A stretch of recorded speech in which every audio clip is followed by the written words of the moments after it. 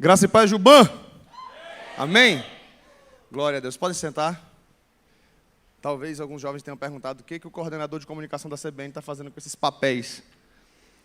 É uma proteção, tá, gente? Para a gente não ficar muito só nas telas. Brincadeira, quem quiser dar o iPad eu recebo. Gente, que alegria estar aqui com vocês. Que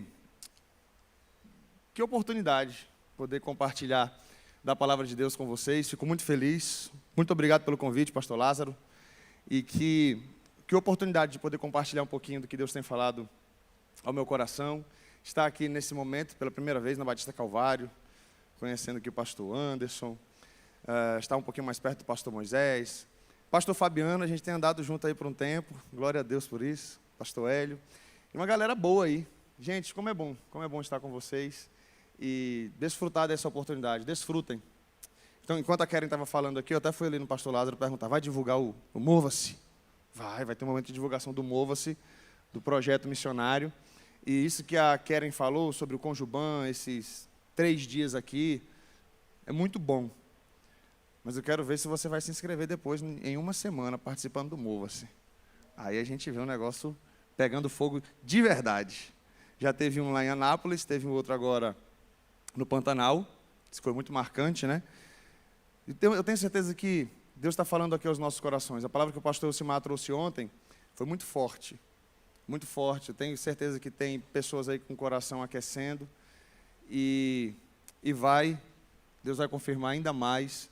E talvez para você sair daqui com muita coisa encaminhada já. Quero apresentar a minha família. Eu acredito que estão me acompanhando lá também. Pode colocar o segundo slide aí. Essa aí é a minha esposa, que está do meu lado. Quem está do lado dela ali embaixo é a Isabela, nossa filha mais velha. E quem está no meu colo é a Liz, nossa caçulinha. Eu sou, irmãos, um paraense. Nasci na cidade de Paragominas. Cadê o pessoal do Paraí? Olha ali, ó. Paragominas, aí, ó. Tem ali a Keila e o Lurian. Keila e o Lurian são ovelhas dos meus pais lá em Paragominas. Com 8 anos de idade, eu tinha 8 anos de idade quando meu pai foi lá para Altamira. Pastoreou lá por 22 anos. Agora voltou para Paragominas novamente. Sou filho da Igreja Batista Nacional de Altamira. Com 18 anos eu fui para o seminário. Ao longo da pregação vou falar um pouquinho mais detalhes aqui da minha história. Fui para o seminário com 18 anos. Lá no seminário em João Pessoa, na Paraíba, eu conheci minha esposa, que é sergipana. Então eu sou filho de um paraibano com maranhense. Um paraense, filho de um paraibano com uma maranhense, que foi estudar em João Pessoa, na Paraíba. Conheceu essa sergipana maravilhosa, abençoada. Se formou lá comigo também. E a gente saiu de lá noivos, voltei para o Pará, ela voltou para Sergipe. Fui lá em Sergipe, casei com ela e voltamos para o Pará e começamos o nosso ministério na cidade de Medicilândia, Pará. Fica a 90 quilômetros de Altamira. Talvez se você não esteja conhecendo Altamira, fica ali próximo de Belo Monte.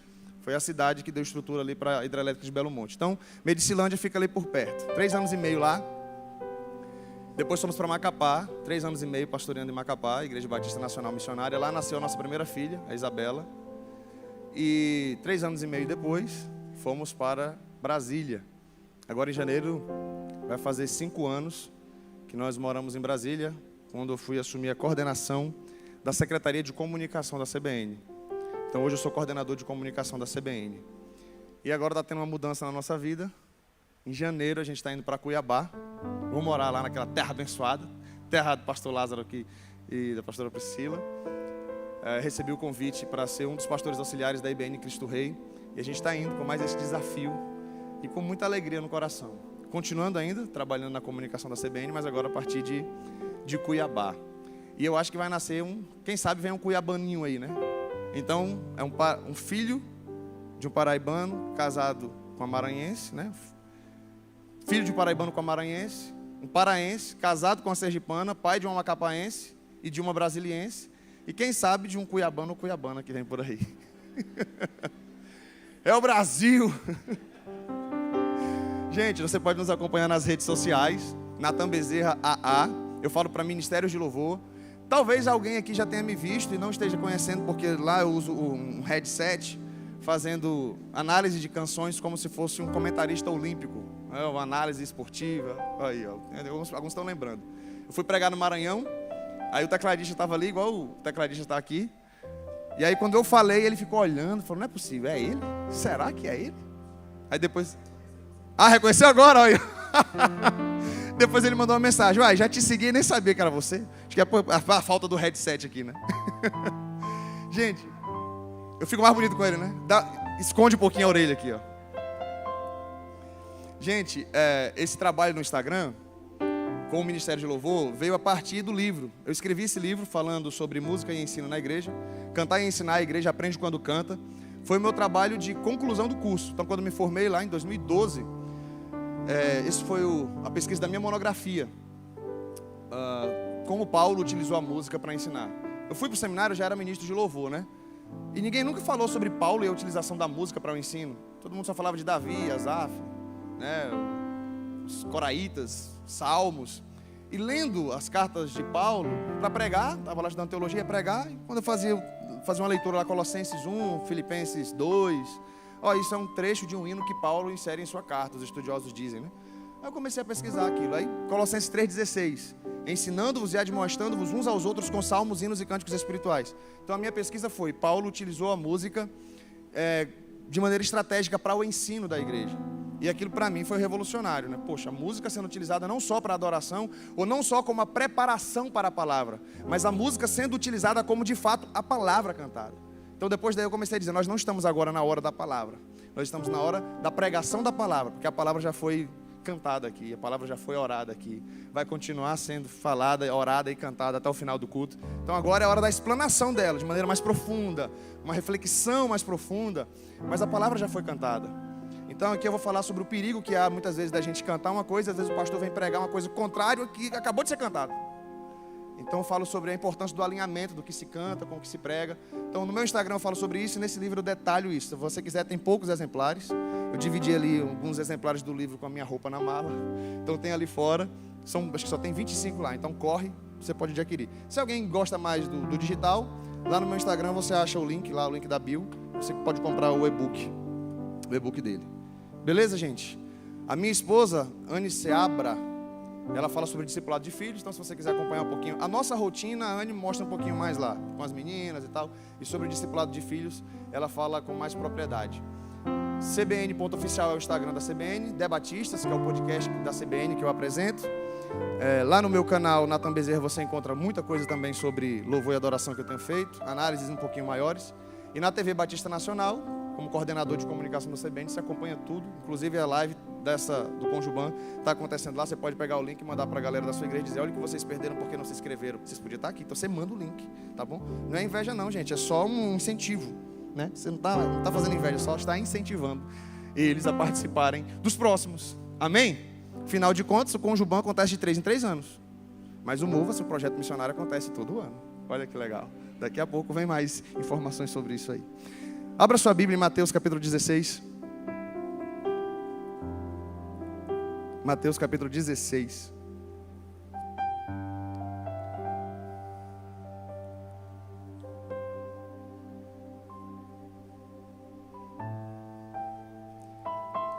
Eu vou ler apenas 2 versículos nesse primeiro momento, mas depois a gente vai voltar desde o versículo 3. Mas agora, versículo 24 e 25.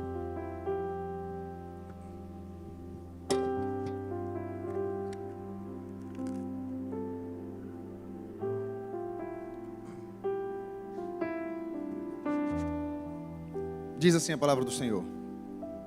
Então Jesus disse aos seus discípulos, se alguém quer vir após mim, negue-se a si mesmo, tome a sua cruz e siga-me. Pois quem quiser salvar a sua vida, a perderá.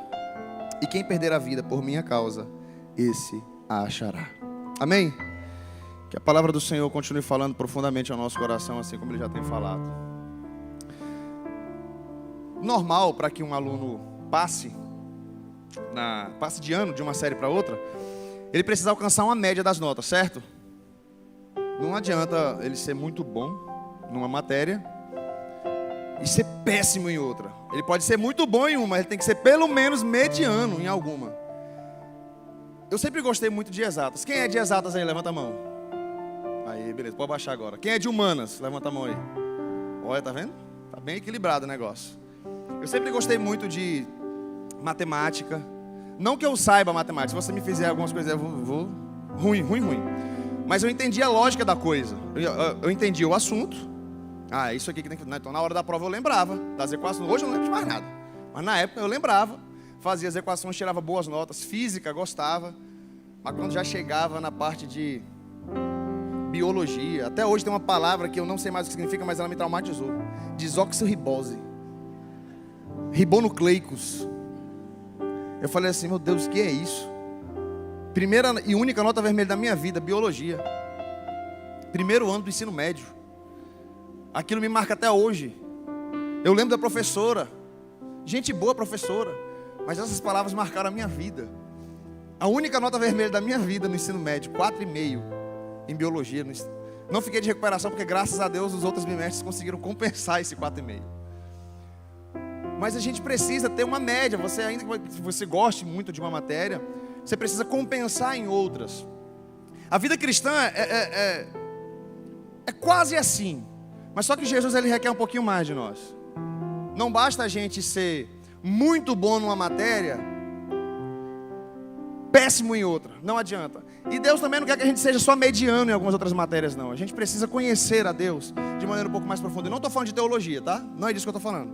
Ah, eu sou muito bom em soteriologia, a doutrina da salvação. Sou de médio para baixo em escatologia, que é a doutrina dos fins dos tempos. Não é disso que eu estou falando necessariamente. Aí realmente cada um tem a sua área de ação. Eu estou falando do trato com Deus, do conhecimento de Deus, do conhecimento do que é o Evangelho. E os discípulos estão passando por isso. Talvez quando eu fale sobre isso, você ainda fique assim, o que é o Evangelho? Eu estou falando isso para você porque eu fui entender um pouquinho, de maneira um pouco mais profunda o Evangelho depois dos meus 18 anos. Eu fui muito impactado. Quando eu chego no seminário, regime de internato, 4 anos estudando a Bíblia, estudando a palavra de Deus de maneira profunda mesmo, eu falei, meu Deus, eu cresci na igreja. Eu ganhava gincana bíblica. Eu com 12 anos de idade, eu ia para o meio dos jovens e ganhava gincana bíblica. Quando eu chego no seminário, eu falo, eu não sei de nada. Eu não tinha entendido o Evangelho. Eu não havia entendido a profundidade do Evangelho, como eu fui impactado. Eu vi o Douglas Gonçalves falando recentemente, como ele cresceu na igreja também, sobre o perigo disso, entenda o que eu estou falando. O perigo de você se achar bom demais. O perigo de você achar que é bom demais. Porque o cara, quando ele vai para as drogas, quando ele faz um bocado de coisa, de atrocidade, há no coração dele aquela compreensão de que eu preciso de salvação. Eu preciso de um Redentor. Eu preciso de um Salvador. Afinal de contas, a vida dele está no lamaçal e ele sabe disso. Agora, e quem está na igreja? E o filho de pastor? Que cresce na igreja, que se desenvolve na igreja. Eu tinha a impressão de que Deus olhava para mim e falava assim, ô menino lindo. Apesar dessa orelhinha, ô menino lindo.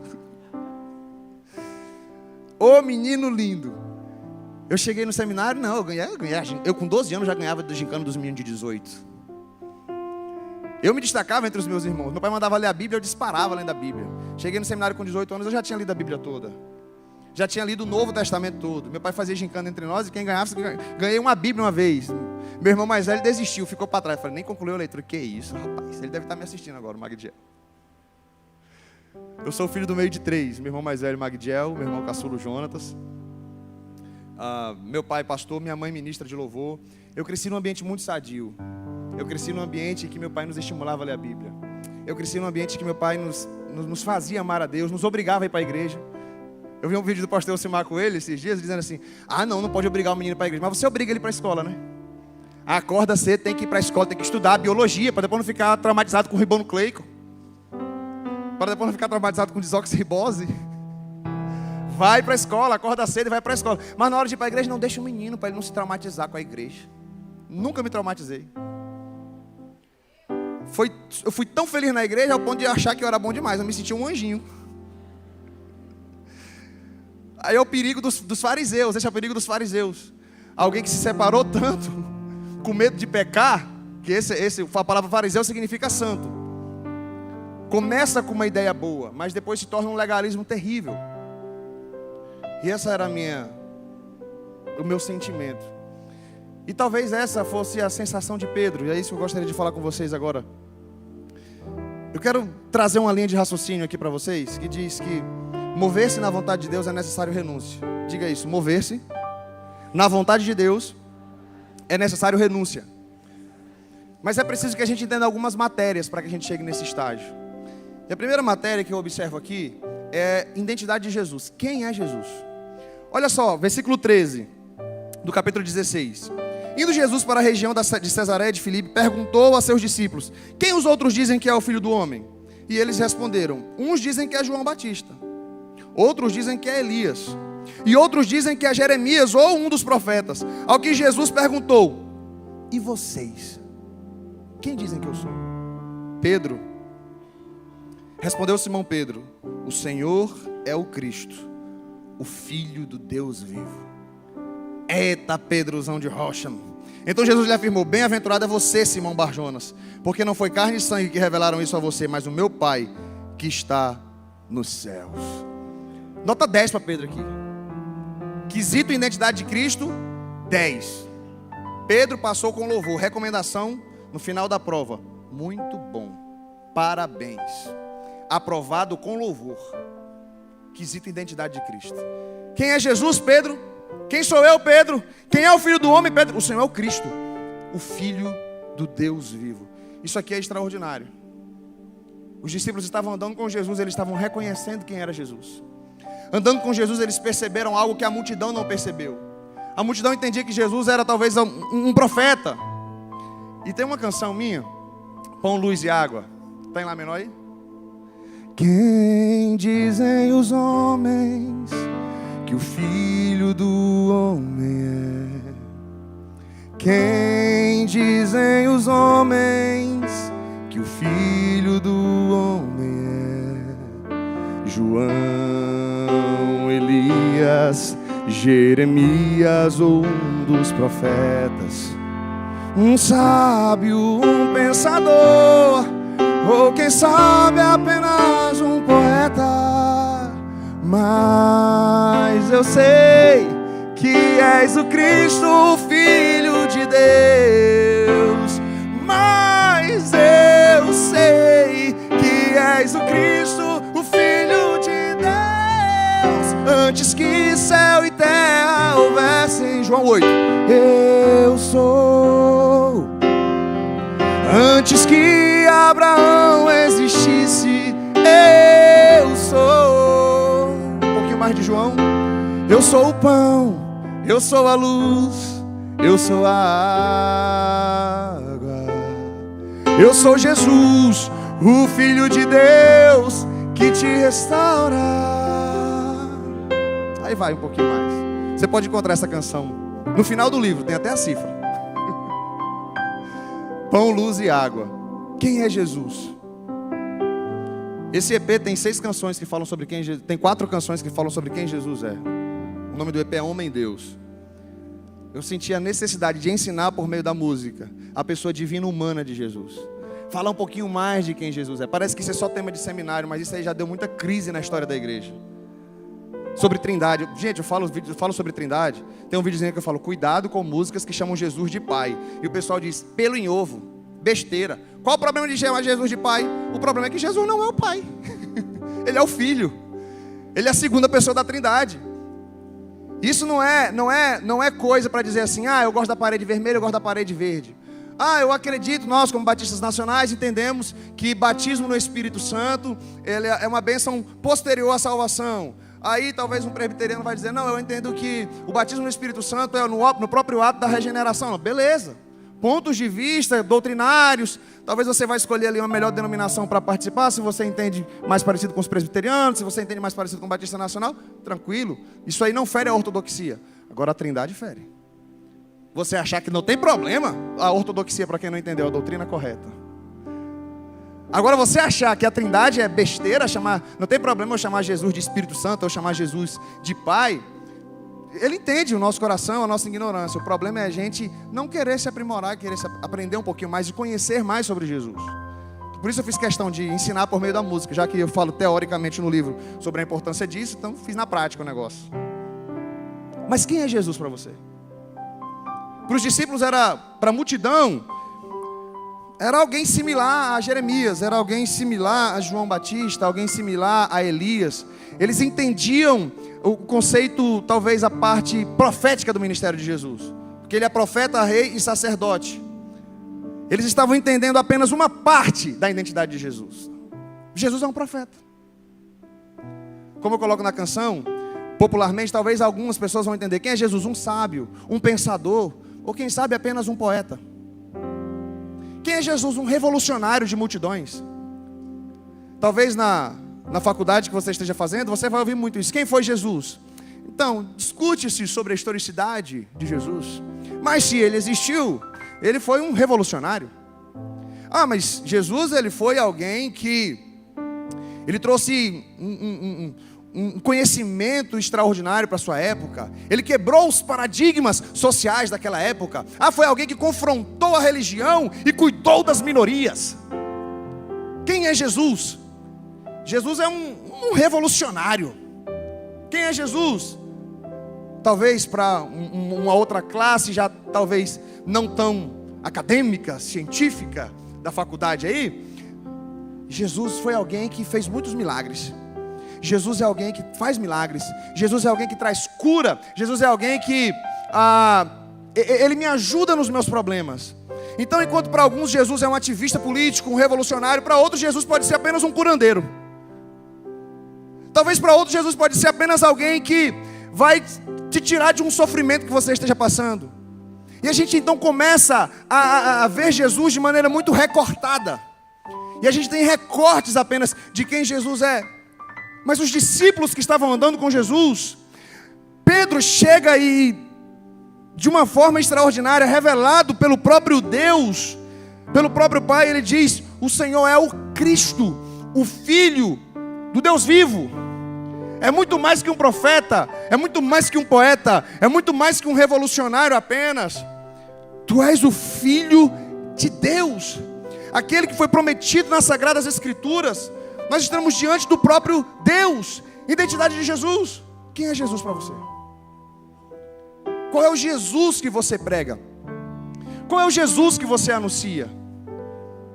E é natural a gente falar das nossas experiências com Deus, das nossas experiências com Jesus.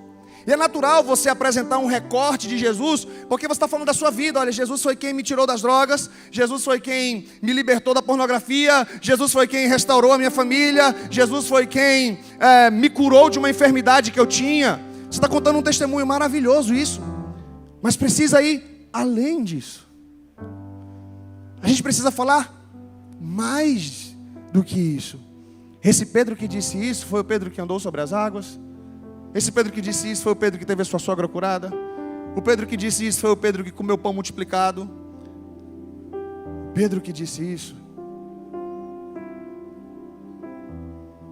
foi o Pedro que caminhou com Jesus por 3 anos. O Pedro que disse isso foi o mesmo Pedro que, quando a multidão, lá em João 6, recusou-se continuar andando com Jesus, a multidão que comeu pão multiplicado foi até Jesus, e Jesus diz: olha, eu não vou mais multiplicar pães, parafraseando, né? Eu não vou mais multiplicar os pães. Vocês vieram não por causa do sinal, vocês vieram porque comeram pão e se fartaram. Não trabalhem pela comida que perece, mas pela aquela que permanece. Eu sou o pão que desceu do céu, eu sou o pão da vida. Aquele que come da minha carne e bebe do meu sangue, é esse que tem a vida. João 6, versículo 60, eles disseram: duro é esse discurso, quem o pode ouvir? Versículo 66 de João 6, escandalizados, o abandonaram. E Jesus se vira para os 12: vocês também não querem ir? O que Pedro diz? Senhor, para quem iremos nós? Se só tu tens palavras de vida eterna. Senhor, para quem iremos nós, se só tu tens palavras de vida eterna? Nós não estamos aqui porque o Senhor multiplicou o pão. Pedro, é interessante isso, se você for observar o passo a passo da história. Jesus multiplicou os pães, os discípulos enfrentam a tempestade, porque Jesus manda eles irem para o outro lado, ele vai para o monte orar. Os discípulos passam, enfrentam a tempestade, Jesus vai andando sobre as águas.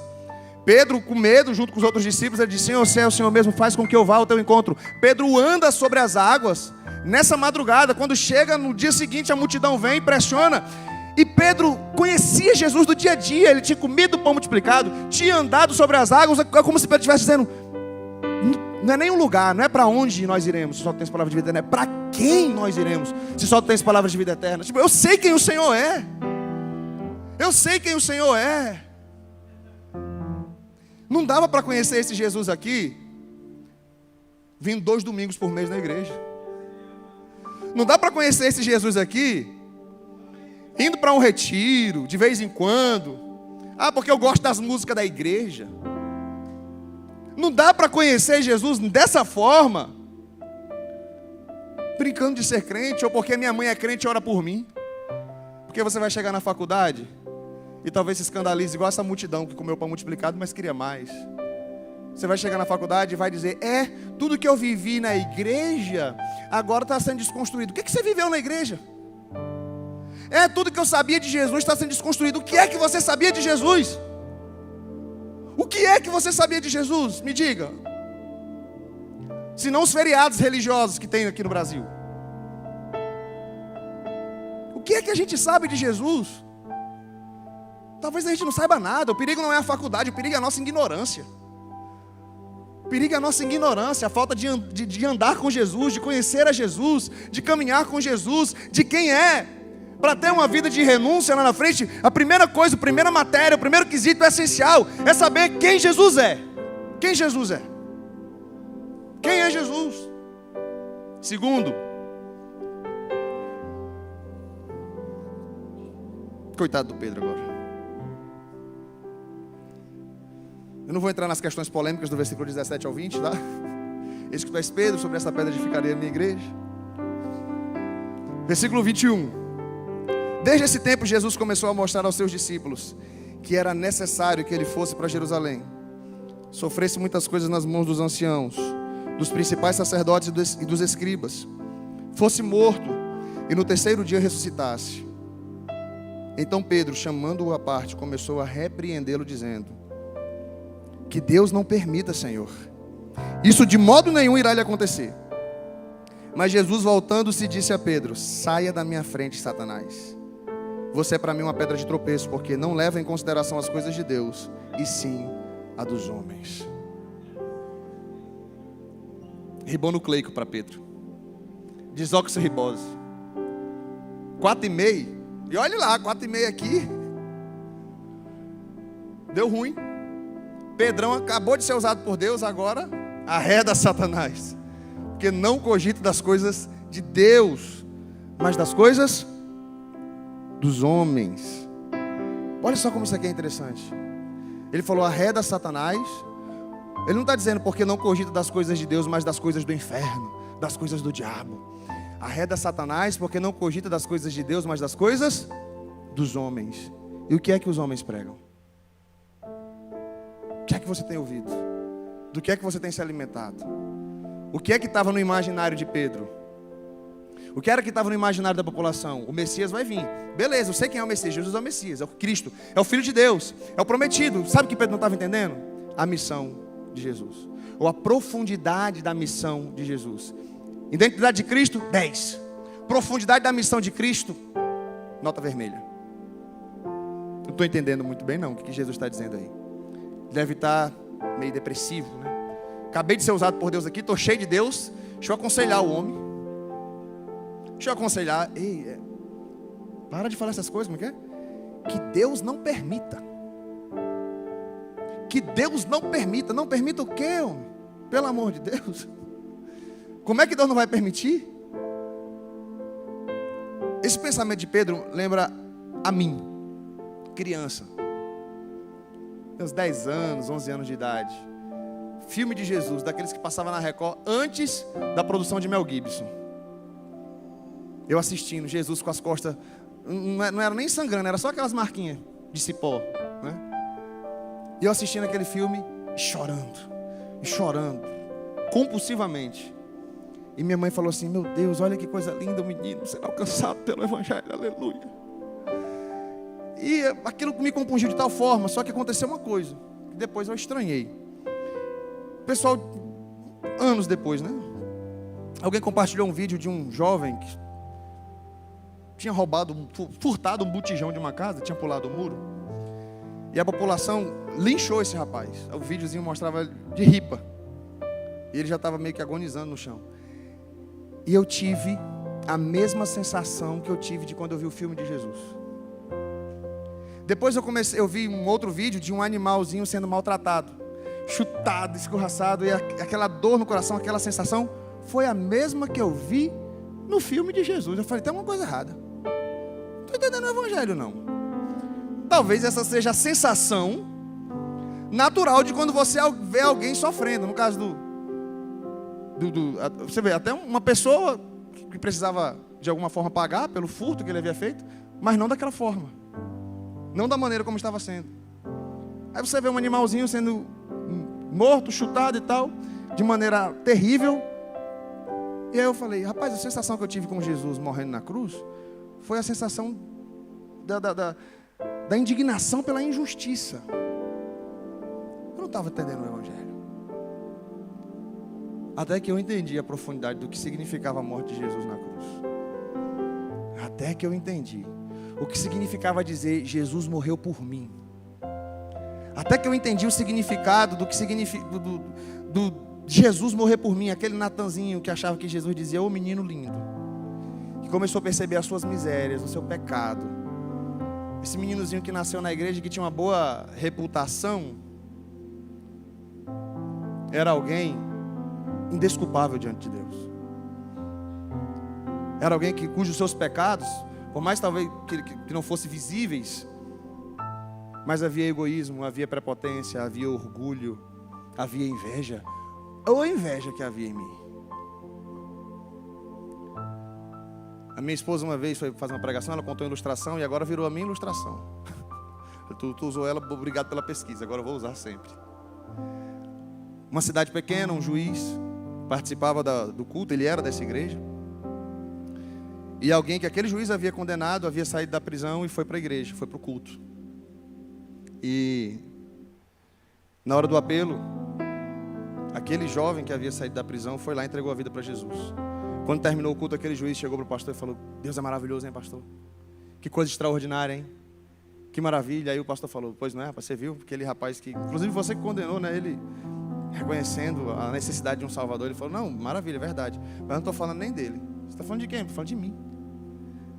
Estou falando de mim, pastor. Esse jovem sabia. Ele é réu, confesso. Ele sabia que ele precisava de Jesus. Não só a sociedade, mas ele sabia que ele precisava de Jesus. Agora eu estou falando de mim. Estudei numa excelente escola, um dos melhores alunos da turma. A sociedade me dá uma reputação como alguém honesto, como alguém justo, como alguém digno.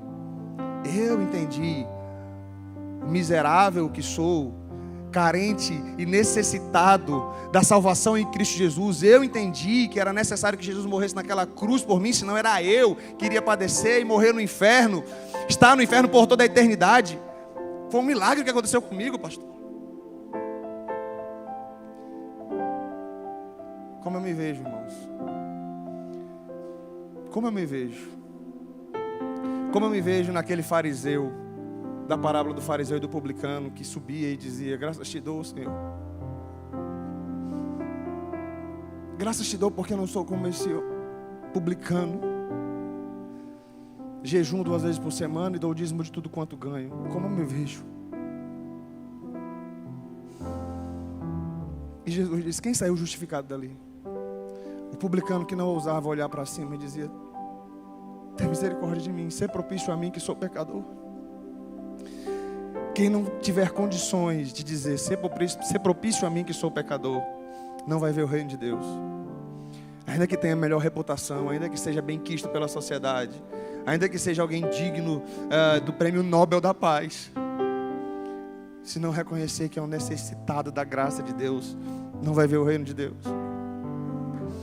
Quando Nicodemos vai estar com Jesus, antes do célebre versículo que a gente conhece, João 3,16, porque Deus amou o mundo de tal maneira que deu o seu Filho unigênito, para que todo aquele que nele crê não pereça, mas tenha vida eterna.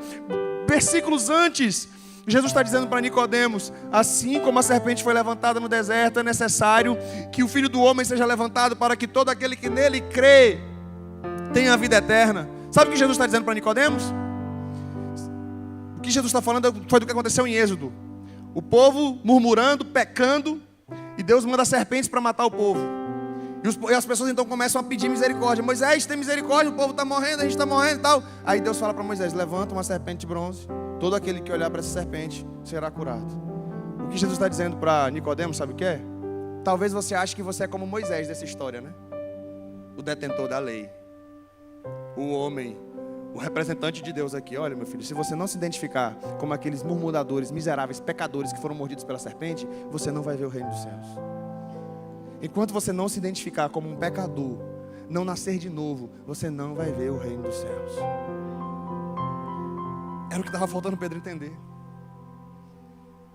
Era o que estava faltando Pedro entender que Jesus veio morrer pelos nossos pecados. Que Jesus veio morrer por nós, que Jesus veio morrer pela miséria humana nossa. Porque às vezes a gente é tido como prepotentes, intolerantes. Às vezes a nossa evangelização, talvez quando a gente vai falar com as pessoas, você precisa de Jesus para você não ir para o inferno. Sabe o que é muitas vezes que quem não é da igreja ouve? Então quer dizer que você é um bonzão, que agora você é crente. Então agora você faz tudo certinho. A minha vida é melhor do que de muito crente por aí. Eu cursei 1 ano e meio lá em Macapá da faculdade de História. Quando fui para Brasília, eu nem tentei a transferência porque era muito longe. Mas foi um período muito rico, na Universidade Federal do Amapá. E teve uma vez que eu faltei. E tinha um colega que eu dava carona, ele morava mais próximo da minha casa. A gente era muito amigo, eu dava carona para ele, levava de volta e tal, beleza. Teve um dia que eu faltei. Quando eu chego no outro dia, uma outra colega falou assim, pastor. Eu não entendi o tom dela, né? Crente. Falei, por que você está falando isso? Você não veio ontem não, né? Falei, vim não. Pois é, mas a lista de frequência foi passando, né? Quando chegou em mim, o seu nomezinho estava assinado. Ligou pro coleguinha colocar seu nome, né? Eu falei, não liguei para ninguém colocar meu nome. Eu não liguei para ninguém. Quem foi que colocou meu nome? Fui atrás. O colega que eu dou carona todo dia achando que estava fazendo um bem para mim, colocou meu nome na lista de frequência. Eu falei, você colocou meu... Tu acha que está fazendo bem para mim? Não, porque eu ia pegar falta. Eu falei, não, meu filho, não faça uma coisa dessa não. Que agora as pessoas estão achando que eu estou andando mentindo por aí. Que eu pedi para você colocar meu nome. É isso que acontece, assim, né? É um crente que se considera melhor do que todo mundo. Às vezes é isso que chega na mentalidade dos outros.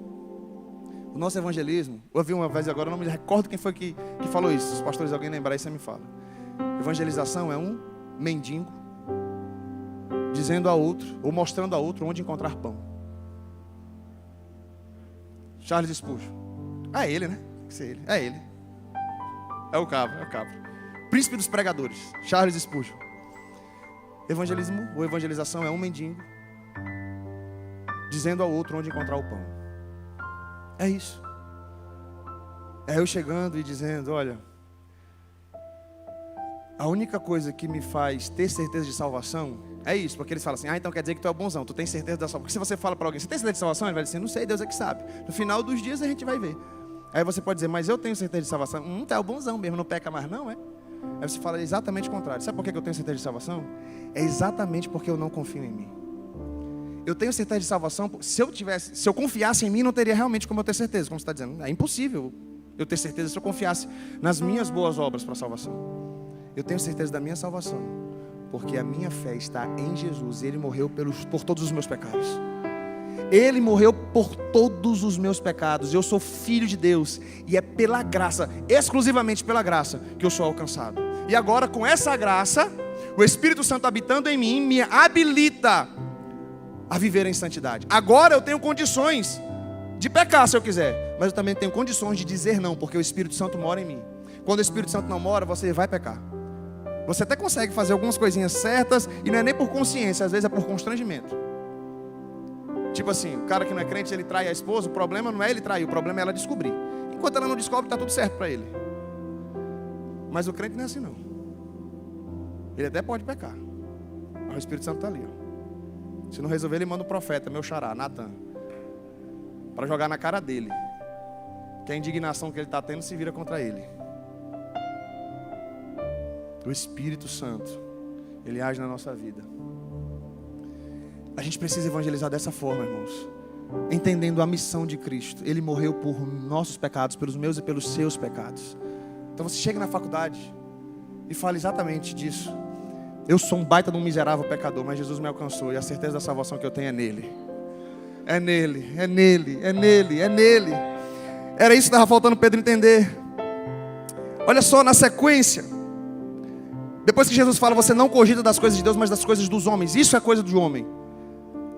O mérito, achar que eu tenho mérito para a salvação, isso é coisa de homem. Você trabalha e você quer o seu salário no final do mês. Não é isso? Você faz as coisas certas e você... eu preciso, eu mereço, é justo. E aí a gente pega essa mentalidade e quer transferir ela para o evangelho. Não, eu vivo em santidade. Ó Senhor, eu estou me guardando, hein, Pai? Guardando para a minha varoa. Eu quero a melhor. E aí parece que isso é regra para o casamento de sucesso. Ajuda em muita coisa, viu? Ajuda em muita coisa. Não vou negar, não. Ajuda em muita coisa.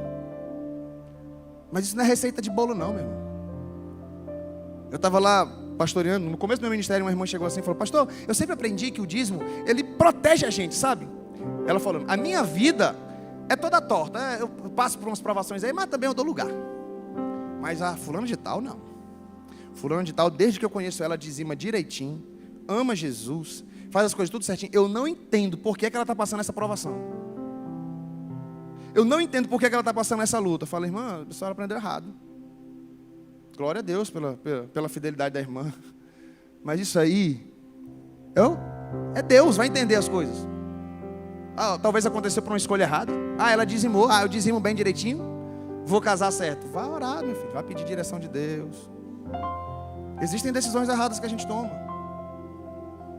Estou passando pela prova, como diz o Lázaro, e vou dando glória a Deus. Existem muitas situações na nossa vida. Às vezes a gente quer ser preservado. Olha aí a história do Jó. Sabe o que eu acho massa na vida de Jó?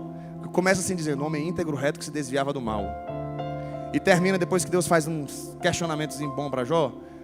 Aí Jó, o texto diz que ele fala assim: agora eu me abomino no pó e na cinza. Antes eu te conhecia de ouvir falar, agora os meus olhos te veem. Antes eu te conhecia de ouvir falar, agora os meus olhos te veem. Passou por tudo aquilo que passou. Não era Deus querendo provar nada para o diabo. Às vezes é uma visão talvez limitada do livro. Deus não precisa provar nada para o diabo. O diabo ali, como dizia Lutero, né? O diabo é como um cachorro na corrente de Deus. Só faz o que Deus quer, ou o que Deus permite. No final das contas, Jó chegou mais pertinho de Deus. Paulo diz o quê? Foi-me colocado um espinho na carne, mensageiro de Satanás para me esbofetear. Para quê? Para que eu não ficasse soberbo com a grandeza das revelações. Humildade no homem. Então tá passando pela prova, vai dando glória a Deus, porque você vai ficando mais pertinho de Jesus. Isso é entender a missão de Jesus. Pedro entendeu. Na sequência, agora Jesus bem uma revolta santa. Uma indignação santa. Como disse o pastor Simar ontem. Então Jesus disse aos seus discípulos: se alguém quer vir após mim, negue-se a si mesmo, tome a sua cruz e siga-me. Pois quem quiser salvar a sua vida a perderá, e quem perder a vida por minha causa, esse a achará. Sabe o que Jesus está falando? Sabe o que Jesus está falando? Não tem como viver uma vida de renúncia. Não tem como mover-se na vontade de Deus. Não tem como mover-se na vontade de Deus para uma vida de renúncia sem entender, primeiro, quem Ele é. E segundo, entender a profundidade da sua missão. Se você não entende que Jesus veio para morrer, você nunca vai se dispor a morrer por Ele. Se você não entender que Jesus morreu pelos seus pecados, nesse nível que eu estou falando, porque às vezes é muito superficial: Jesus morreu pelos meus pecados, aí eu vou para a ceia, Jesus morreu pelos meus pecados, aí eu vou num batismo, Jesus morreu pelos meus pecados, mas no final das contas eu vivo a minha vida como se quem fosse garantir a minha salvação fosse a minha vida de santidade. Olha Deus falando aí. Era o que acontecia comigo no dia do meu batismo. Meu pai me batizou, acho que eu tinha 13 anos. Tem certeza da salvação, Natan? Tenho. Se Jesus voltar hoje, Natan, você vai para o céu? Eu falei: vou. Só que na minha cabeça assim, se for assim agora, hoje assim, agora eu vou. Porque depois eu já não sei. Que certeza de salvação é essa, meu irmão? Essas apostas aí da Bet está dando mais garantia do que essa certeza de salvação. E olha que Bet não é coisa boa, não. Que certeza de salvação é essa? Se a gente não entender isso, irmãos, eu vou dizer uma coisa para você. Eu lembro da aula que eu tive no seminário, análise em Romanos, professor Jorge Noda. Eu lembro do dia que a ficha caiu, lá no seminário. Todos se extraviaram, fizeram-se juntamente inúteis, não há quem faça o bem. Não há, um sequer. Porque todos pecaram e destituídos estão da glória de Deus, sendo justificados gratuitamente em Cristo Jesus. Aí eu saí da sala com meu colega, por isso que o internato é muito bom. Meu colega, Eduardo. Rapaz, a vida toda na igreja, Eduardo tinha 2 anos de crente. E foi pro seminário. A gente estava andando, rapaz, que aula maravilhosa, que aula, hein? Que aula. Falei, só teve uma coisinha que ele esqueceu de falar. O que foi que ele esqueceu de falar? Ele esqueceu de falar que as nossas obras ajudam a salvação. Ele falou, não esqueceu de falar não, porque se ele falasse isso, ele estava errado. Não, ele esqueceu. Ele falou da graça de Deus, que o nosso coração é ruim mesmo e tal, mas tem aquela partezinha que é nossa, né? Que a gente faz para ajudar Jesus na salvação. Ele falou, Natan, ele não falou isso porque não precisa disso. Eu falei, não é possível. Ele falou, é possível sim. Isso é o Evangelho. Isso é a graça de Deus. Jesus morreu pelos nossos pecados, porque a gente não tem condição de salvar a nós mesmos. Eu falei, foi isso que ele falou lá mesmo? Eu falei, foi, mas tu está sendo mais claro aqui agora comigo. Agora está fazendo todo sentido. Eu lembro do dia que a chave virou. Depois desse dia, irmãos, eu fui para a ceia. Eu fui para a ceia de outra forma. Aquele cálice, aquele pão tomaram uma dimensão tão grande. A minha vida de santidade mudou de uma forma tal. Eu falei, quer dizer que tudo aquilo que eu estava fazendo, achando que estava contando pontinho para a minha salvação no céu, não adiantou de nada? Quantos pecados Adão cometeu para ser expulso do paraíso? Um só. E todas as outras coisas boas que ele havia feito. Ele cuidou dos animais, colocou o nome dos animais, cuidou do jardim. Adão era 100% santo. Ele cometeu um pecado, perdeu o 100% de santidade e já era. Não existe uma balança no céu para dizer assim, ele fez 90% de coisa boa, só 10% de coisa ruim, isso aqui o sangue de Jesus apaga. Não é assim que conta, meu irmão. E talvez como jovens a gente precise ser um pouquinho mais claro, né? Então, para que viver a vida de santidade, pastor, que a gente está vivendo? Você consegue viver em santidade? Eu tenho lutado e tenho conseguido, é porque o Espírito Santo mora em você. Então, as boas obras, elas não são condição para a salvação, elas são a evidência da salvação. Se você está conseguindo viver em santidade, então é porque você já é salvo, não é porque você está lutando para ser. Você já é. Agora, claro, existe aquela luta constante contra o pecado, perseverar até o fim. Mas isso não quer dizer que você vai ser salvo. A gente já é. Efésios 2 deixa isso muito. Paulo em Efésios está falando sobre isso. Pela graça sois salvos, Efésios 2:8. Por meio da fé, isso não vem de vós, é dom de Deus. Não vem das obras para que ninguém se glorie. É pela graça, você está me entendendo? Revolucionário talvez para alguns isso. Foi para mim e mudou a minha vida completamente. Fiz música sobre isso. Porque mudou a minha mente, mudou a minha história, mudou a minha vida, mudou meu conceito, mudou a minha vida com Deus, a minha experiência com Deus. E talvez é essa compreensão que vai nos fazer ter uma vida de renúncia. Porque é o que entra aqui no versículo 24. Jesus diz a seus discípulos: se alguém quer vir após mim, negue-se a si mesmo, tome a sua cruz e siga-me. Para onde é que Jesus estava indo? Para a morte. Para onde é que Jesus estava indo?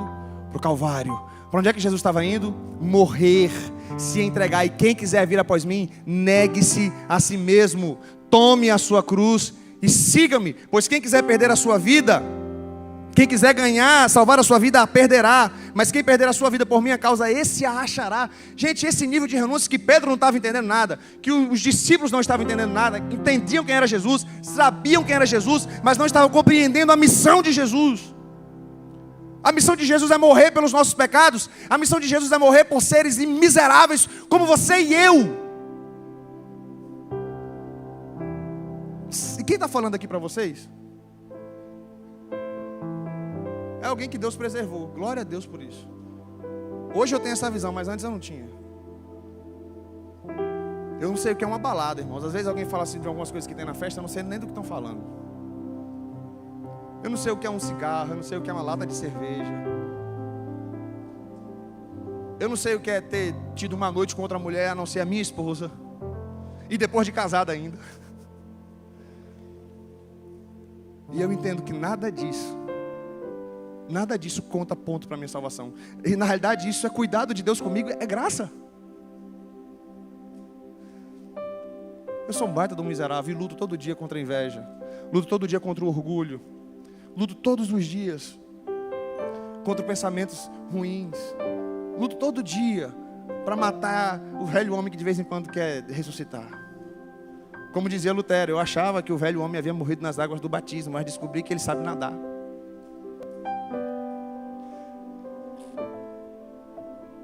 A gente nunca vai ter uma vida de renúncia, de verdade, se a gente não entender a profundidade da missão de Jesus. Aí, a gente cantou aqui ontem, eu já estou caminhando para a finalização. Tem uma música do Felipe Rodrigues, que ele cantou aqui ontem, linda, né? Tudo é perda se eu não tenho a ti, sem tua presença nada importa. Sem você eu não sei pra onde ir, a tua graça é o que me basta. E ele prossegue, ele está falando de uma parte do que Jesus está dizendo aqui, de uma forma. Por isso que eu digo que é o paradoxo do Evangelho. Que Jesus está dizendo, ó, quem quiser salvar a sua vida, a perderá. É essa perda que essa música fala. Tudo é perda se eu não tenho a ti. Que adianta um homem ganhar o mundo inteiro e perder a sua alma. É dessa perda que essa música fala. Mas existe uma outra música que fala de uma outra perda. E por incrível que pareça, eu não sei, sinceramente, eu não sei por que ela gerou tanta polêmica. Eu não sei mesmo. Perdendo tudo com amor e com alegria. E tem gente que fez algumas polêmicas com essa parte. Eu entendo se você pensa diferente, mas eu quero trazer uma visão sobre isso. Ele está falando exatamente do outro significado. Aquele que perder a sua vida por amor de mim, esse a achará. Aquele que perder a sua vida por amor de mim, esse a achará. Isso é renúncia. Aí às vezes a gente fica aquela... É porque é muito comprometedor falar isso. Como é que é comprometedor falar isso? Sabe? Como é que é comprometedor dizer que por ele eu estou gastando a minha vida, perdendo tudo com amor e alegria? É comprometedor por quê? O que foi que você fez no dia do seu batismo? O que foi que você fez no dia do seu batismo? Quando você disse, Senhor, eu estou morrendo para mim e ressuscitando para uma nova vida. O que foi que você disse? Não foi isso? A gente não repercute a fala de Paulo, já estou crucificado com Cristo, agora não sou eu mais quem vivo, mas Cristo vive em mim. Não é isso que a gente fala? Por que a gente acha que essa música é muito comprometedora? Ah, porque eu não estou vivendo isso, então a gente tem que repensar a nossa salvação. A gente tem que repensar o nosso batismo. Não é que a gente tem que tomar cuidado do que a gente canta, tem que tomar cuidado com o que a gente canta mesmo, as heresias. Não é entrega verdadeira e sincera, que é simplesmente uma repercussão do que a gente fez no dia do nosso batismo, gente. Foi isso que a gente falou para Jesus, Senhor, a minha vida é tua, o meu coração é teu. Ontem a gente viu aqui vários jovens recebendo o chamado, recebendo confirmação do chamado, se colocando à disposição de Jesus. Olha, no dia que você entregou a sua vida para Jesus, você estava dizendo, Senhor, eu sou teu discípulo. E se é discípulo de Jesus, você está disposto para ir aonde for. Não existe um segundo chamado para fazer missões. Não existe um segundo chamado para mover-se. Existe um chamado, é ser discípulo de Jesus. E se é discípulo de Jesus, é pescador de gente. E se é discípulo de Jesus, é para ir. Agora você precisa de uma direção para saber para onde ir. Alguns ficam em Jerusalém, outros vão para Samaria, outros vão para a Judéia, outros vão até os confins da terra. Você só precisa do direcionamento para onde ir. Ir, todo mundo tem que ir. Todo discípulo de Jesus tem que ir. Não existe uma outra opção. Não existe ser discípulo de Jesus e ficar. Não existe dizer, não, eu estou carregando a minha cruz dia após dia. Mas é muito comprometedor algumas coisas, sabe, que se fala. Comprometedor, irmão, é ser discípulo de Jesus. Comprometedor é ser discípulo de Jesus. A gente tem que fazer contas mesmo. Quem quer ser meu discípulo? Olha, quem é alguém que vai construir uma torre sem saber se vai ter condição de terminar? Ou como é que alguém vai para uma guerra sem saber ali se os seus combatentes são suficientes para guerrear com outro exército? Então, quer ser discípulo de Jesus, tem que entender, olha, a partir de agora pode ser que Deus me mande lá para uma comunidade indígena. Pode ser que Deus me mande lá para a Ásia. Pode ser que Deus me mande para algum país em guerra. Pode ser. Na hora de se converter tem que ser assim. Já tem que entender isso. Na hora do batismo já tem que ter essa compreensão. Aí talvez Deus esteja te direcionando aqui para onde ir. Aonde se preparar melhor. Temos aí os nossos seminários, temos aí o Cetrami. Só se preparar para ir com ferramentas e bagagem para fazer o que Deus está te chamando para fazer. E é renúncia mesmo. É prazeroso? É. Eu faço análise dessa música no seminário, algumas pessoas colocam assim, no seminário, no Instagram, e algumas pessoas colocam, eu só tenho dificuldade com o perdendo tudo com amor e alegria. Porque é difícil perder tudo com amor e alegria. Aí outro chega assim e fala, com Jesus eu não perco nada, eu só ganho. Aí eu junto as duas coisas. Eu falo, sabe por que você acha que você não perde nada? Porque você está perdendo com amor e alegria. Então quando a gente perde com amor e alegria, no final das contas é ganho. Resolvi as duas tretas numa resposta só. Com Jesus eu não perco nada, eu só ganho. Aí o outro só tem dificuldade de dizer que eu estou perdendo com alegria, porque eu perco chorando. Então, quando junta as duas coisas, é isso. A gente realmente está perdendo as coisas, renúncia. Mas a gente vai chorando e vai sentindo prazer nisso. E vai sentindo satisfação nisso. E para onde Deus te manda, você sai de lá e você fala assim, eu não consigo, eu tenho que voltar. A gente ouve de fato relatos dos missionários, tem aqui missionários aqui, ó. Você vai para um lugar e você volta e às vezes você fala, não, eu tenho que voltar que esse pessoal está precisando de mim. Não, eu tenho que continuar, eu tenho que ir. Meu coração está lá. Esse colega que eu falei para vocês, o Eduardo, foi o meu melhor amigo no seminário, hoje ele está lá no Rio Purus. Eu não sei quantos acompanham a Ana Heloísa, do Coletivo Candeeiro. Ela esteve no Douglas Gonçalves agora no Desascope. E ela falou do trabalho missionário, Rio de Esperança. Ela ficou 1 ano e meio lá no interior do Amazonas, comunidades ribeirinhas. Esse 1 ano e meio que ela ficou foi com o Eduardo Donari, meus colegas de seminário. Eles foram para João Pessoa, estavam servindo na igreja. O trabalho dele tinha sido sobre desenvolvimento sustentável, o TCC dele. Mas eles foram, fizeram um curso com o Ronaldo Lidório lá no Amazonas. Viram lá toda a pesquisa estatística, perceberam que um dos rios da população praticamente sem presença evangélica era lá no Rio Purus. E ele foi para lá, com a esposa. Fez lá uma parceria com a MEAP. Eles foram pela denominação congregacional. Estão lá. E o trabalho crescendo, e o trabalho lindo. E as coisas acontecendo. Cidade de Pauini. Quando eu estive lá em Manaus, até falei com o Felipe. Perguntei sobre a cidade de Pauini. A sua mãe é de lá, você falou, né, Felipe? Felipe aqui lá de Manaus. E desenvolvendo um trabalho lindo. E o Eduardo tem uma pegada muito boa para mobilização e tudo. Mas quando se fala em sair daquele lugar para fazer uma coisa um pouquinho de mobilização um pouquinho maior, o coração dele e da esposa, a gente está aqui. Aqui, a gente está aqui. Sai um pouquinho para respirar 1 mês ou 2, quando volta e já volta com o coração aquecendo para trabalhar mais, para fazer, perdendo tudo com amor e alegria nesse nível. O filho deles quase morreu na Covid. Situação delicadíssima, o filho deles criança. Mas é isso, se você não entender a missão de Cristo, a gente nunca vai entender esse nível de renúncia. E fazer isso com alegria, e fazer isso com prazer, porque é para lá que o Senhor está nos direcionando. Os discípulos ainda não haviam entendido.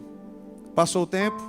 Se você for observar Mateus 26, 56, está no 16, vai lá para o 26 rapidinho. 26, 56.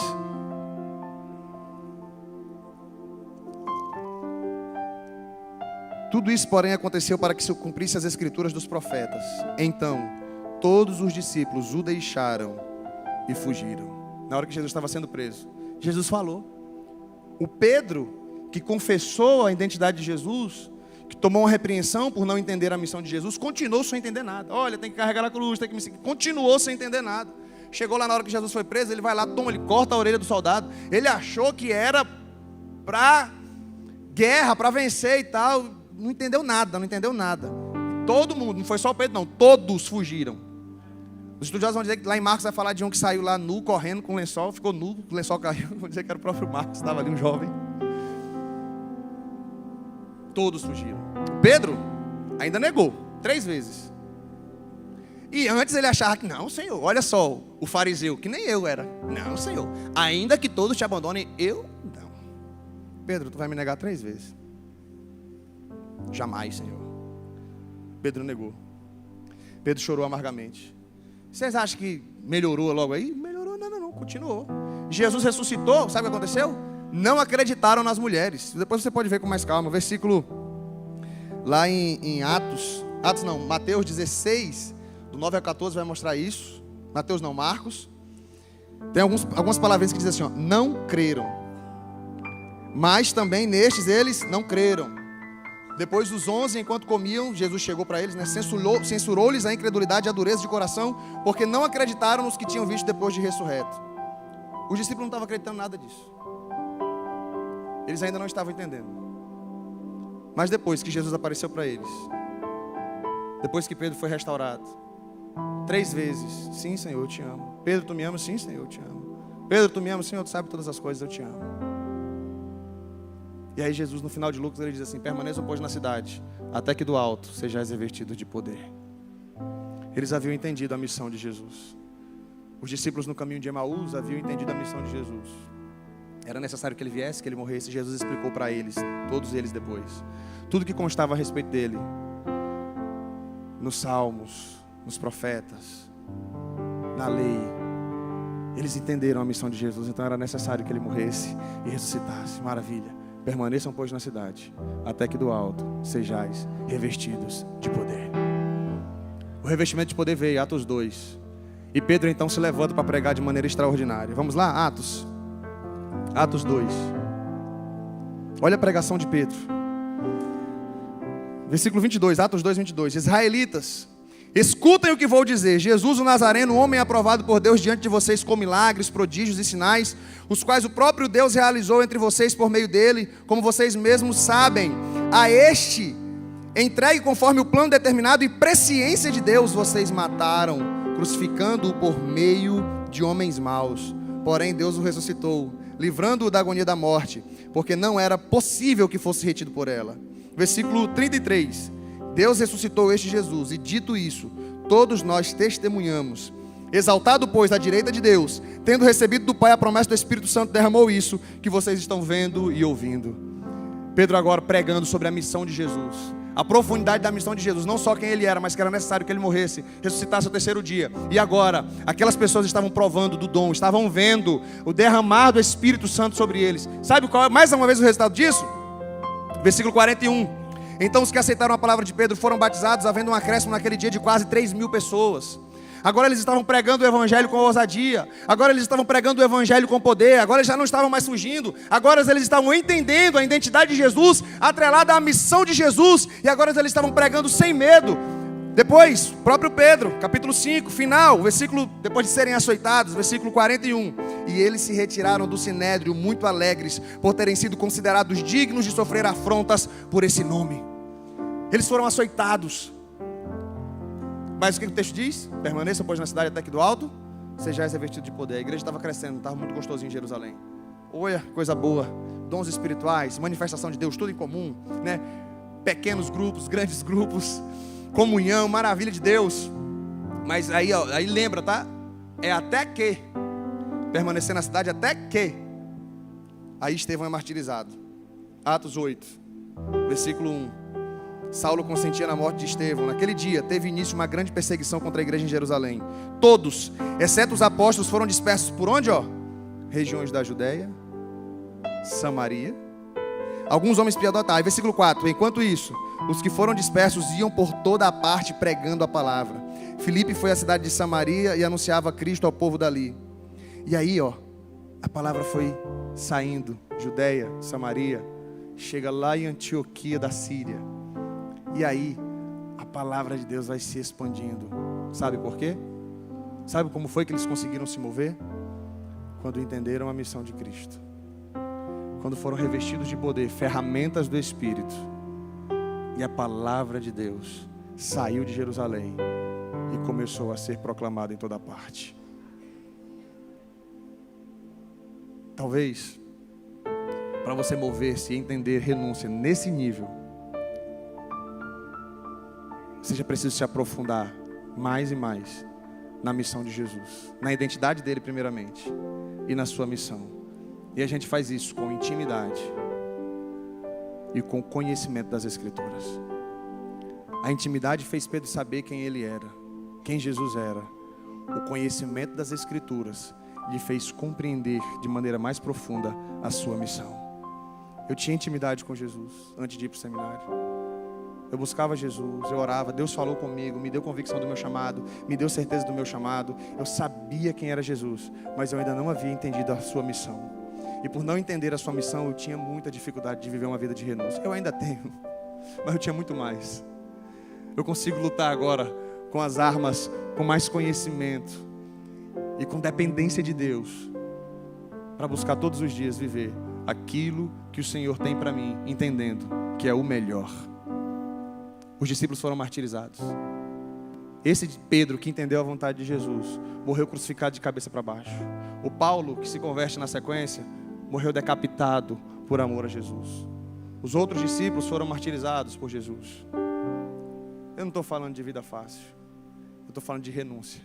Agora a gente faz isso com amor e com alegria, quando a gente entende o que é o Evangelho. Eu entendo você dizer assim, tem pessoas que estão se entregando mais que eu, por isso eu tenho dificuldade de cantar essa música. Sempre vai ter alguém que vai se entregar mais, sempre.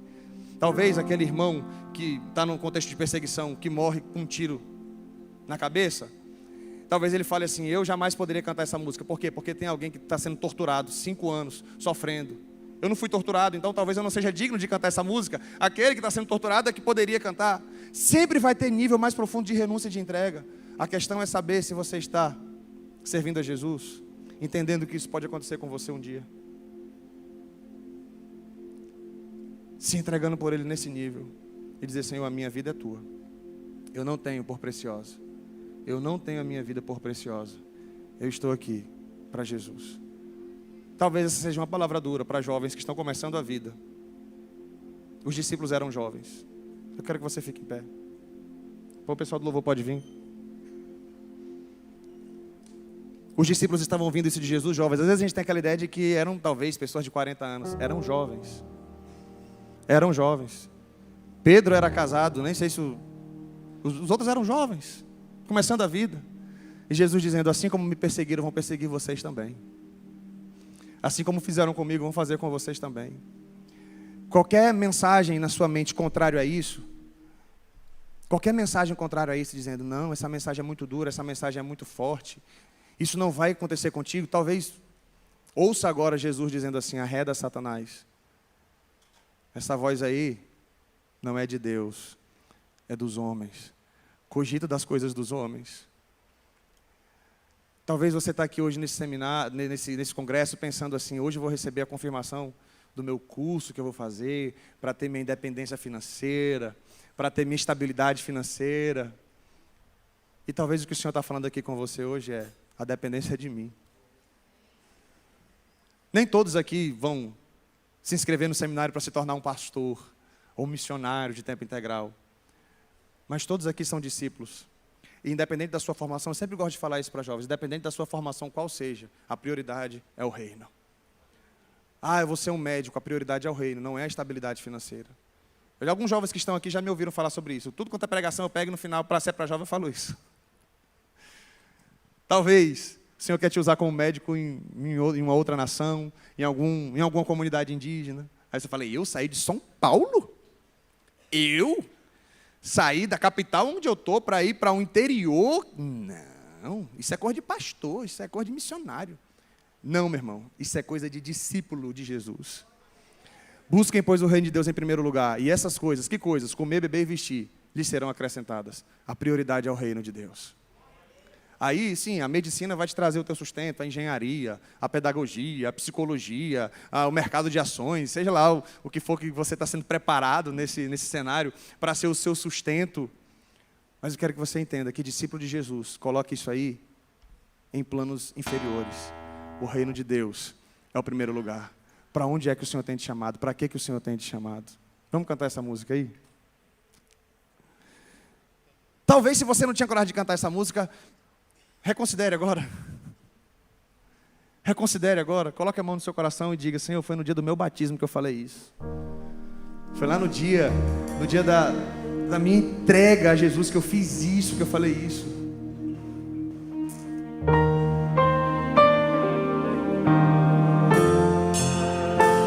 Eu gostaria, enquanto a gente canta essa canção, na medida que o Espírito Santo for falando com você, você pode sair do seu lugar e vir à frente. Aqueles que realmente entendem. Aqueles que começaram a compreender com mais profundidade a missão de Jesus. E dizer assim, eu quero viver essa renúncia. Você pode sair do seu lugar e vir à frente para a gente cantar essa canção.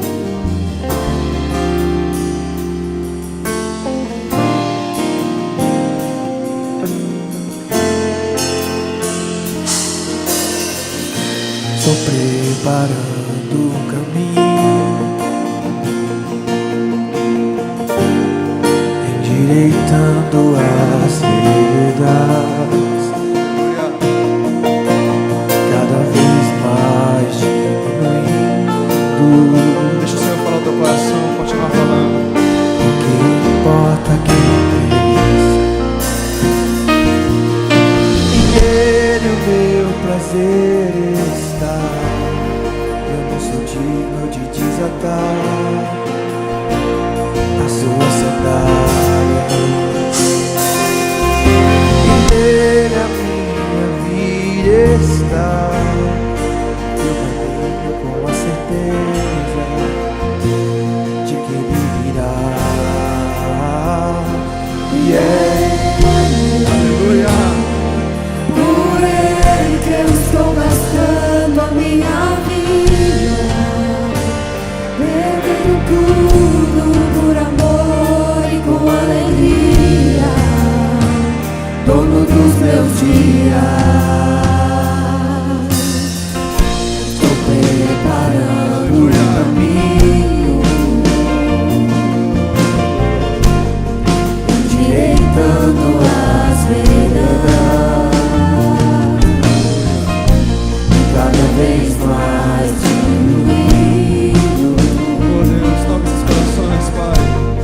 O que importa é que Ele cresça. Oh, aleluia. Em Ele o meu prazer está. Eu não sou digno de desatar a sua sandália. E Deus a minha vida está. Eu caminho com a certeza de que Ele virá.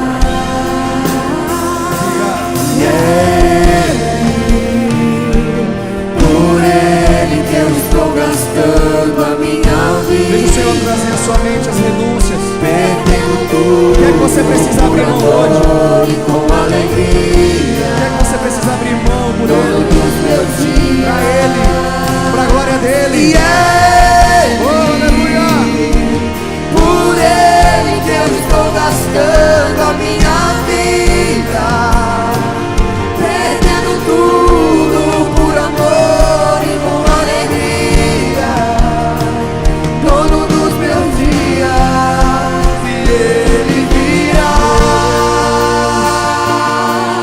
soberano em poder. Ele virá, e o governo está nele. Vejam, Ele traz consigo a sua recompensa. Ele virá, soberano em poder. Ele virá, e o governo está nele. Vejam, Ele traz consigo a sua recompensa. Por Ele que eu estou gastando a minha vida, perdendo tudo por amor e com alegria, dono dos meus dias.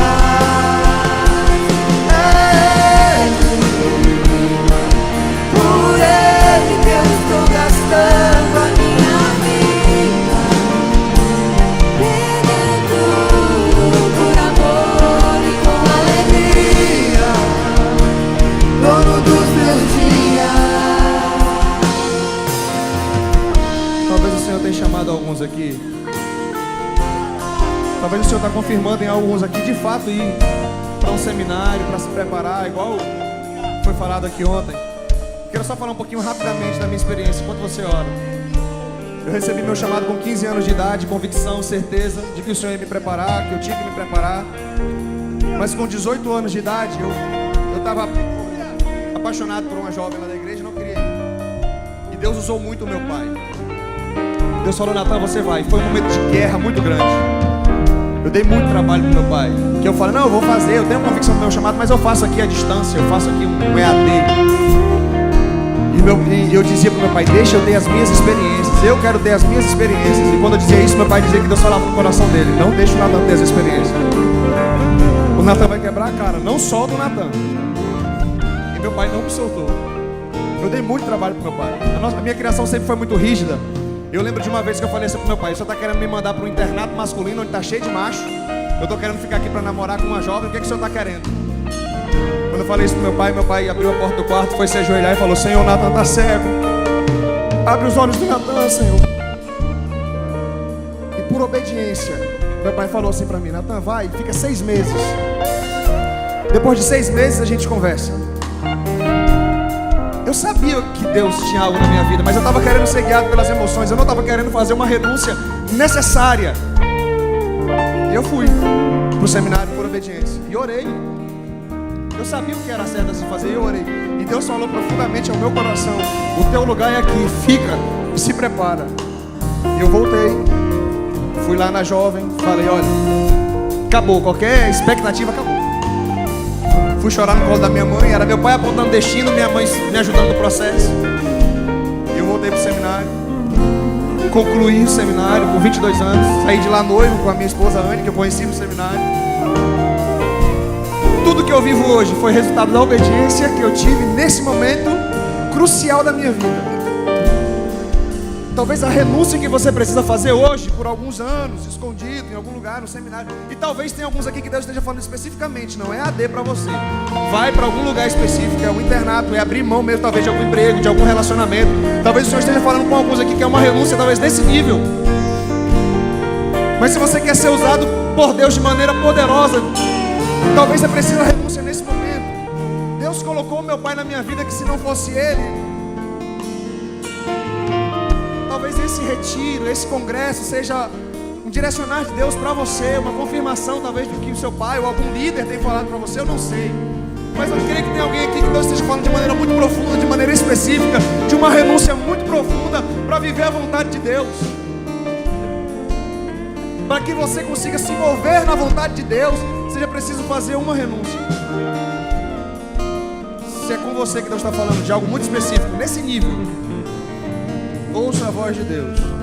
Ouça a voz de Deus. Peço que os pastores me ajudem, só colocando a mão na cabeça de algum deles. Vá orando. Vá orando. Se é com você que Deus está falando especificamente nesse momento, abra o seu coração ao Senhor. Pode procurar alguns de nós no final. Pode procurar alguns de nós depois e pedir alguma direção. Se é com você que o Senhor está falando de maneira específica. Senhor Deus, esses jovens estão se colocando na Tua presença, Pai, diante de Ti, entendendo a mensagem da Tua palavra, Senhor, entendendo, ó Deus, e se entregando com mais profundidade a essa vida de renúncia, que os discípulos do primeiro momento não entenderam, mas hoje, ó Deus, a partir da revelação progressiva das Escrituras, nós já temos o acesso, ó Pai, de que era necessário que Jesus morresse por nós, e de que é necessário que todo aquele que crer em Jesus, assim como Ele foi para a cruz e morreu, estejamos dispostos a pegar a cruz, carregar a nossa cruz, negar a nós mesmos, as nossas vontades, os nossos sonhos, os nossos projetos, ó Deus, e colocar tudo debaixo da Tua mão, Senhor, e caminhar em direção ao Senhor, porque aquele que perder a sua vida a achará, aquele que perder a sua vida por amor do Senhor a achará. Pai, que esses jovens compreendam isso no nível mais profundo, ó Pai, que a Tua palavra diz. Ó Deus, porque aqui no Brasil nós ainda vivemos uma liberdade da pregação, mas existe perseguição ideológica, Senhor. Existem, ó Deus, existem ensinos que contrariam a nossa fé, e é preciso sim renúncia, é preciso sim entrega para manter-se fiel ao Senhor na faculdade, é preciso sim renúncia e entrega para manter-se fiel não só na questão ideológica, mas nas questões morais, familiares. Ó Deus, que esses jovens guardem o seu corpo, que esses jovens guardem-se para o Senhor, ó Deus, em santidade, que o Senhor venha guardar a mente de cada um desses jovens, ó Pai, para viverem para a Tua glória, para viverem para o Senhor, entendendo, ó Deus, o que o Senhor fez. E leva, Senhor, leva esses jovens para preparar-se, ó Deus. Nós precisamos de missionários, de pastores, de pregadores da Tua palavra, Senhor, de pessoas que abrem mão, ó Deus, de uma de uma estabilidade financeira, para viver do Senhor, para depender do Senhor, para viver exclusivamente e especificamente para o Senhor, pregando a palavra, plantando igrejas, ó Deus, em nome de Jesus. Os muçulmanos não estão brincando, ó Deus, de serem muçulmanos. O Islã tem crescido, ó Deus, e que esses jovens entreguem as suas vidas, ó Deus, na pregação do Evangelho, na plantação de igrejas, ó Pai. Pai, use os melhores, assim como o pastor Elcimar pregou aqui ontem. Use, ó Deus, use esses jovens com capacidade extraordinária, ó Deus, para serem pastores, mestres, pregadores da palavra do Senhor. Ó Deus, para entrarem nas faculdades como homens e mulheres de Deus, pregando a palavra do Senhor, vivendo a palavra do Senhor, ó Deus, em nome de Jesus. E é Ele, por Ele que eu estou gastando a minha vida. É para a tua glória, Senhor. Perdendo O teu tudo Espírito, ó por Deus, amor o teu Espírito sobre nós, seja dia após dia evidente, Dono dos para a tua meus glória, dias. para o teu louvor, em nome de Jesus. Oh Deus, Por Ele que eu estou gastando a minha vida. Perdendo tudo por amor e com alegria. Dono dos meus dias. aleluia, aleluia, aleluia.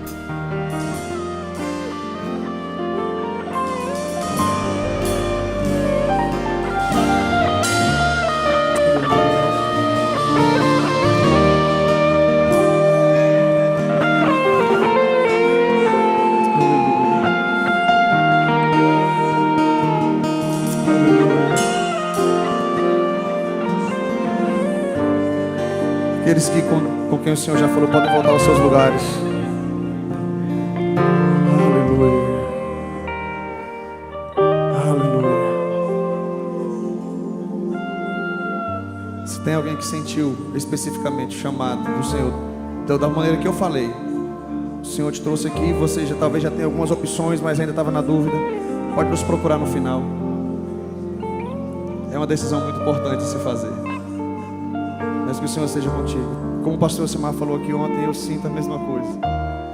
Daqui vão sair muitos jovens para um ministério específico da palavra, da pregação da palavra, da plantação de igrejas.